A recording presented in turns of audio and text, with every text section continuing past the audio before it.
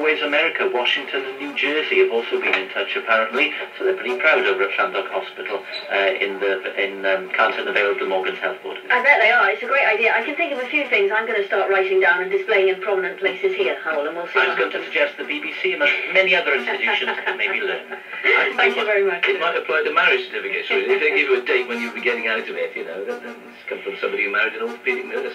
You'll be in trouble tonight, Peter. Well qualified. Now the time is 8 minutes to 5 o'clock. Now here's a scenario. Just think about it. You're at home and 3 men force their way into your home and threaten you and assault you in the cause of burglary. Frightening experience, isn't it? It's a particularly difficult experience if you've got young children around. Well, that's what happened to the Parker family in Anglesey in 2008. It was a very difficult time for their son Ben, who's been treated for post-traumatic stress disorder since. But now a song written by his father has helped Ben through his problems, and it'll be released so that others can hear it. Here's a snippet from the rough edit of the song.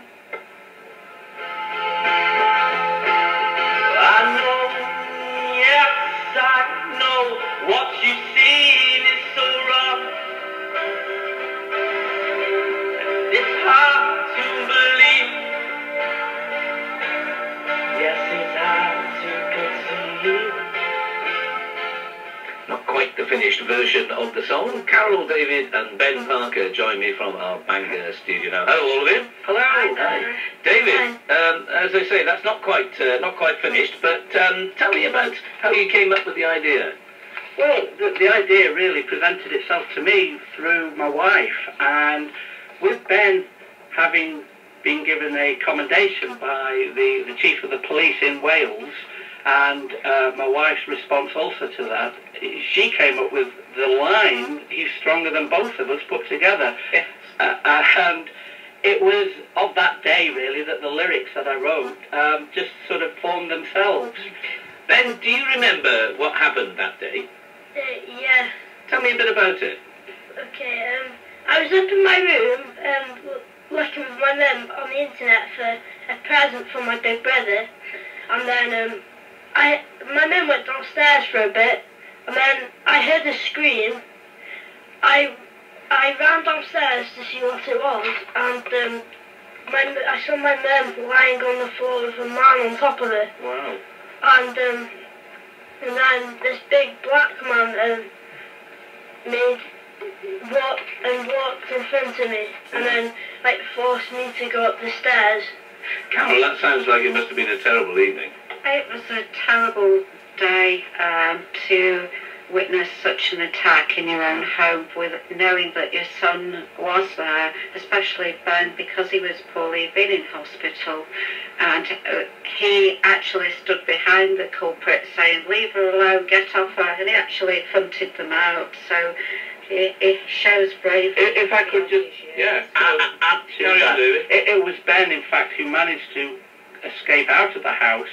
And as I say, he was off ill that day, and he was able to barefootedly get to the local post office, where we were then able to get the 999 out, and it was very promptly dealt with by the police, who were able to apprehend, and that was the fortunate side of it. Well done, Ben. I mean, that's tremendous presence of mind, considering you must have been a bit scared, Ben. Yeah, it's terrifying. I'm not surprised. Now, did you have a few problems afterwards?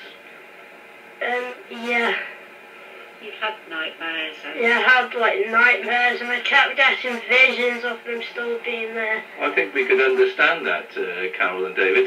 So music has been the way out of this, has it? Absolutely. I believe that we turn this negative all on completely around, and we get a positive going, and that's certainly where we're at now. I've got friends of mine, Chris Roberts, Phil Jennings, who are all band friends of mine from way back when we musically had a band called Still Life, and we've sort of got together again now, and this is where we're currently back in the studio at BOCSWN on Anglesey, where we are now effectively producing, as we speak, the finished version. And if I may add, one of my friends, Chris Roberts' son, Will Roberts, who's a fine guitar player, is also going to play on this finished track. Now, the idea is that obviously music has helped Ben recover. You think it might help for other people, Ben? Yeah, definitely. So this song, Carol, will be available as a download. That's the idea anyway? That's correct. We're trying to say thank you to BOCSWN and to encourage young people, victims of crime, that there are ways to deal with how you feel. With Ben, it was through music, and that music has been a lifeline to him, and we're hoping that the money raised from the download will support that charity. Well, that's smashing. If I could just also very, add, very quickly, if you would, David. Ben, I'm sure, is a better guitar player than myself now. Is he really? Yeah. You've been picking up the art of guitar playing, Ben? Yeah. Good. Now, what I want to say really is to you, Ben. How are you feeling these days? I'm fine at the moment, thanks. Good. Well, we hope it stays that way. Yeah. And this is a very nice way of maybe being able to help some others. Thank you, well. Peter. Yeah. Great pleasure. Thanks. Thank you. Janiki. Oh, Christoph, thank you very much. Thank you very much for coming into our It's Bangor fine. studio. Pleasure. Cheers, Ben. Bye-bye. Pleasure. Right, bye. Carol, Ben, and David Parker. What a lovely lot Lovely coming through. story. A terrifying experience by the sounds of it. Incredible stuff there from Ben. Yeah, we'll have to keep an eye on that, won't we? And keep you posted on how it all goes and how much money they do raise for charity. Now, though, it's time for us to get the travel bulletin. Here's Mark Buckley. Wide load heading west on the westbound A48 between the Pontaveram roundabout heading towards Crosshands. We believe it's actually taking up 2 lanes, causing some very slow traffic in it.